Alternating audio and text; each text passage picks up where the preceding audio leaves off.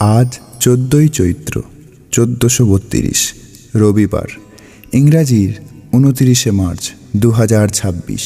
আজকের তিথি হলো একাদশী। একাদশী আছে দিবা 8:50 পর্যন্ত। আজকের সূর্যোদয় সকাল 5:37 এবং সূর্যাস্ত 5:47 আজ শুক্লাপক্ষ, অশ্লেষা নক্ষত্র আছে দিবা 3:40 পর্যন্ত।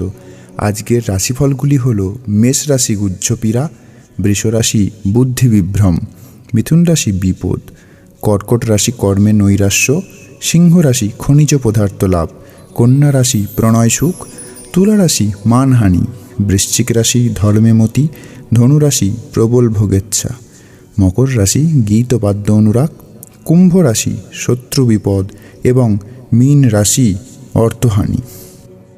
আজকের বিশেষত্ব হল আজ একাদশী উপবাস।